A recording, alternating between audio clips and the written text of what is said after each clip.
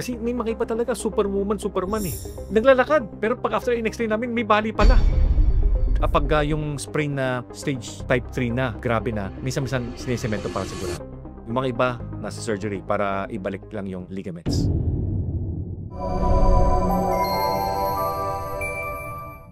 Sa mga viewers po namin, konting reminder lang. Lahat po ng sineshare ni Dr. So dito ay informational lamang, di ba, Doc? Yes. O hindi ito pa yung medical na personalized, hindi siya equivalent ng nagpakonsulta kayo. So, kung meron ho silang nararamdaman o tingin nila kailangan nila itong gamot na XYZ, kailangan ho magpatingin po kayo sa inyong doktor kasi po sila ang nakakaalam ng inyong medical history at kami nagbibigay ng dagdag kaalaman lamang. Good day mga kababayan! Welcome sa isa na namang bagong episode ng Medico.ph at ngayon pag-uusapan natin ang isa sa mga pinaka-common na injury na dinaranas hindi lang ng mga Pilipino pero mga tao in general worldwide. At yan ang tinatawag na sprain. So, Doc, wala nang paligoy-ligoy pa. Ano po ba ang sprain? Okay, pag-usapan natin sprain tsaka string. Itong sprain tsaka string, dalawang yun sa Tagalog pilay, di ba? Pero may pagkakaiba. Unahin natin, buto, itong buto, tsaka buto. Yung connective tissue na nakadikit doon is ang tawag dyan ligament. Buto, tsaka buto, ligament. Kuwari may ginawa ko, nahulog ako, pilay ako, natapilok ako, ang tawag dyan sprain. Kasi ligament ang tinamaan. Ngayon, kapag yung muscles ko dumikit sa buto, ang tawag dyan tendon. Ito, tendon to. Ang tendon, kapag napilay ako, ang tawag dyan strain.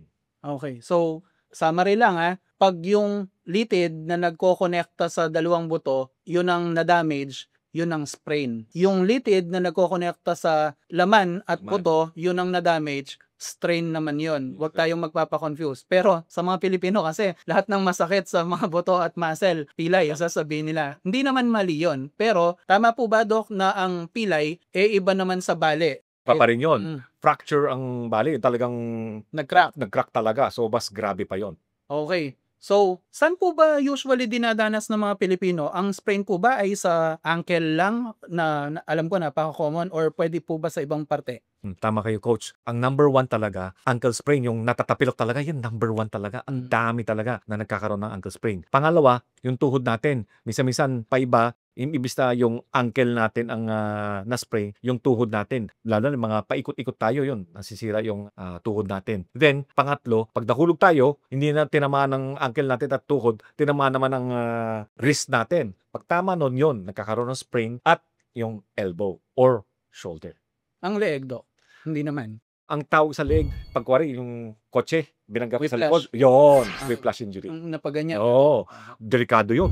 Nako, oo nga. Parang maraming horror story sa mga whiplash Pero balik tayo dun sa sprain sa mga limbs natin, Doc. So, itong mga to, typically po, pag na-sprain tayo, ano po yung lunas na nilalapat ninyo? Okay. Number 1, siyempre pag pumupunta sa amin, ang ginagawa namin, x-ray tayo. Kasi may mga iba talaga, superwoman, superman eh. Naglalakad, pero pag after in-x-ray namin, may bali pala. Fracture na, Doc. Fracture talaga. Kaya pang maglakad. Oo, naglalakad. Tindi mo naman. Hindi naman ganyan kasakit eh.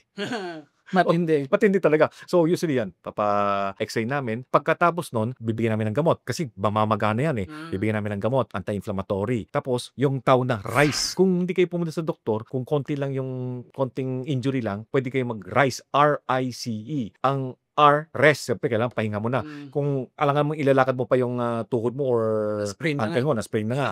Tapos, I is ice. Lagay mo ng tuwalya muna bago ang ice. Kasi minsan-minsan, pag diretso yung ice, mamamaga rin. Kasi minsan napapasok ka sa lamig. Lagay ka konti ng tuwalya, lagay mo ng ice yun. Ang lamig doon para hindi mag-vasodilate. So, lilit yung kalibre ng blood vessels mo, hindi napapasok yung mga tubig para hindi mamamaga. Okay? Then, ang C, compression. Yung bandage, yung stockings, compression. Then, elevation. Dahil sa gravity, pag binapa mo, mamamaga. Pag tinaas mo, lilit yung pamamaga. R-I-C-E. Sinisimento rin po ba yung mga na-sprain, Doc? Kapag yung sprain na stage, mga type 3 na medyo grabe na, minsan-minsan sinisemento para sigurado. So, hindi lang sa nabalian o na-fracture, minsan kahit sprain lang. Okay. Doc, ang healing time, typically, ng mga, siguro i-divide natin dun sa mga 1 and 2 lang na level, pati sa mataas, gaano po katagal ang expected time para bumalik siguro sa normal? Okay. Ang healing time niya is 6 to 8 weeks. Tagal din. Patagal din. Pero may mga ibang sprain, katulad sa akin, nakatayo lang, gumanon ako. Okay naman, nakakalakad naman ako, pero ang tagal ng sakit ko, isang taon nandiyan pa rin yung sakit. Isang taon daw? Oo, nandiyan pa rin yung Grabe. sakit, oo. Hmm. Pero okey lang, problema lang yung gano'n lang na yung malapit sa nerve, do'n nadali kaya masakit talaga.